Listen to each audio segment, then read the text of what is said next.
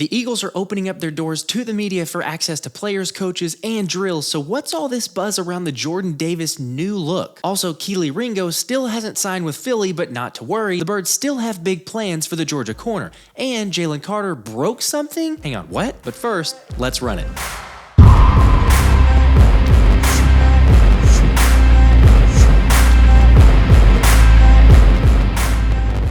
What's up, guys? For those that are new, I'm Josh and I cover the Birds. Do me a favor and smash that like button like Jason Kelce did yesterday, and let's get started. We are 98 days away from the NFL regular season starting. I know it feels like the longest road trip ever, but you know what's also number 98? Our big meat, bear paw defensive lineman Jalen Carter, or at least that's how Jason Kelce describes him anyway.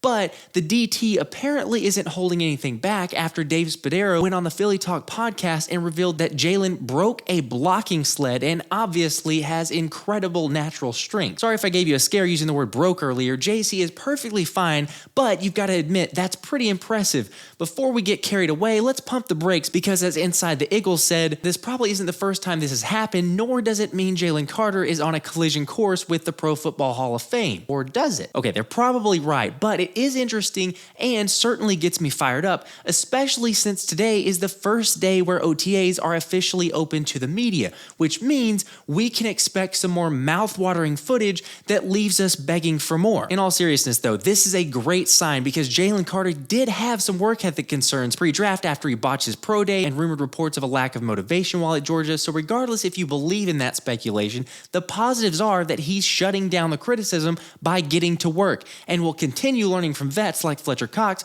who surprisingly is in Philly for OTAs this week, despite them being voluntary, and the 12-year vet often training elsewhere during the offseason after he said, "I always pop my head in. It's just a sign of respect and a sign of being a professional." That's an incredible sight to see. With your veteran showing up like that, my hat goes off to Fletch, but as SI.com's John McMullen says, the far more important aspect of Cox's presence is mentoring Carter and, to a lesser degree, Moro Ojomo, since both rookies are defensive tackles with plenty of upside and Carter having rare Cox-like game-wrecking potential. I really agree, and I don't think it can be overstated. While I do think that Cox is going to have a really strong season, his ability to influence and mentor Jalen, to me, is the most important factor because he can teach him how to conduct himself on and off the field and what it truly means to be a professional. But what do you guys think? How big of a deal is it to have a guy like Cox showing up for the voluntary OTAs, and what does it mean? The other big story coming out of OTAs so far is about how Jordan Davis looks after the Eagles posted a much leaner looking pic of JD, which is beginning to make sense because if you remember a week ago, Greg Cosell had reported that Jordan Davis was making major progress, but then they didn't give us anything to go off of. Of course! How rude of me! However, all good things come to those who wait. So with JD expected to play a much larger role this season and the evidence seeming to show a highly motivated big man, it has me wondering, what can we expect from JD? Well, according to Adam Rank of NFL.com, he says quite a bit, and he thinks the Birds are going to avoid a Super Bowl hangover in large part to Davis because he's the top candidate for a breakout season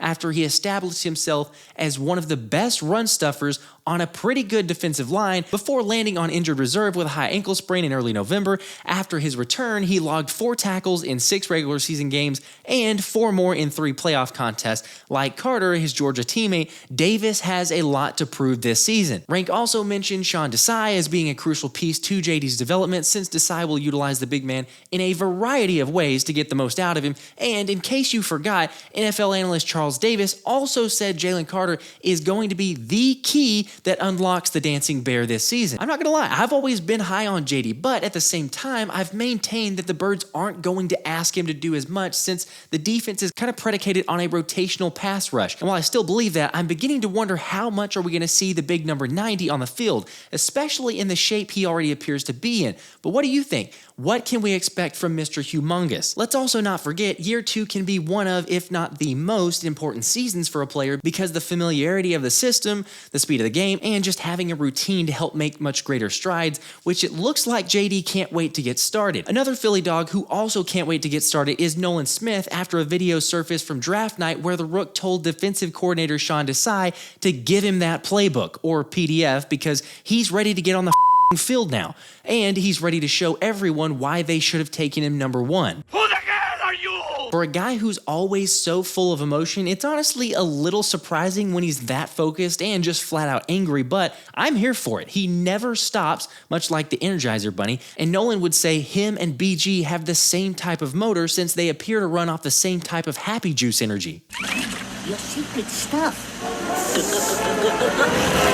Smith also went on the Green Lights podcast with Chris Long, where Long asked his thoughts on playing in the cold weather, to which, translating to PG rating, basically said he doesn't mind it because as long as he gets to go out there and hit people, he's good, because you get warm the more people you hit. In that case, he's going to be on fire. How great are these Philly dogs? One of the Georgia players who seems to be getting kind of overlooked is Kelee Ringo, since he's still unsigned, the last of the drafted rookies for those that are counting, but that doesn't mean they don't have plans to sign him, because remember that Jurgens didn't sign his contract until early June last season due to the guaranteed money specifics, so more than likely this is the same case with Ringo, but rest assured, a deal will get done, and Philly does have plans for him, especially with John McMullen going on Jacob Sports and saying the Eagles have a legitimate hope that he'll turn into a big-time starting corner. Alright, that's fair. Of course you hope for a rookie to turn into a stud, but I don't think it'd be a stretch to say that most of us believe in Kelee's potential with the size, the speed, and athleticism that he brings to the table. Plus, he's already said he's willing to learn behind Slay and Bradbury to basically be a sponge and soak up as much information as possible. 100%, man. Definitely, as soon as I get to meet them, just continue to be a sponge. Vets like that.